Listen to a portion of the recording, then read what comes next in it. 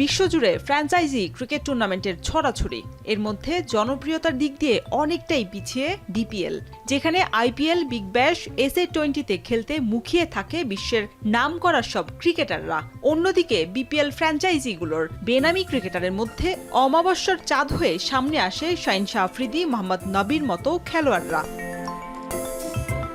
এরপরও দেশের ক্রিকেটাররা বঞ্চিত থাকেন বিদেশিদের ভিড়ে। আরিফুল ইসলাম, সাব্বির রহমান, এবাদত হোসেনের সুযোগ মেলেনি মাঠে আলো ছড়ানোর। এমনকি বিগ ব্যাশের মতো হাই প্রোফাইল লিগের খেলাকেও দেশের ফ্র্যাঞ্চাইজি টুর্নামেন্টের জন্য প্রত্যাখ্যান করেছে রিশাদ হোসেনের মতো লেগ স্পিনার। তাতে খানিকটা হতাশই হয়েছেন মিনহাজুল আবেদিন নান্নু।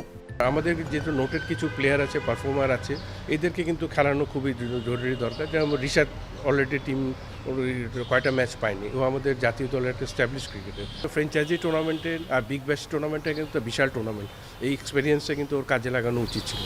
এবার শুরু থেকে বিপিএল এর উইকেট ভালো হওয়ায় প্রশংসায় ভাসছে বিসিবি।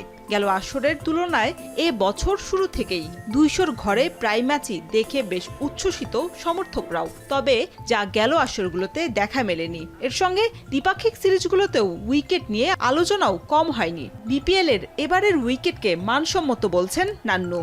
ক্রিকেটাররা যথেষ্ট সময় পেয়েছে, উইকেটগুলি রেস্ট পেয়েছে, যার কারণে আমার মনে হচ্ছে যে উইকেটের স্ট্যান্ডার্ডটা এখনো একটা ভালো দিকে আছে। উইকেটের আচরণটা যথেষ্ট ভালো ছিল এবং যথেষ্ট ময়েশ্চার। রাত্রের খেলায় শেষের দিকে ফিল্ডারদের যথেষ্ট অসুবিধা হচ্ছিল, তারপরেও সবাই অ্যাড্রেস করে ভালো ক্রিকেটটা খেলেছে।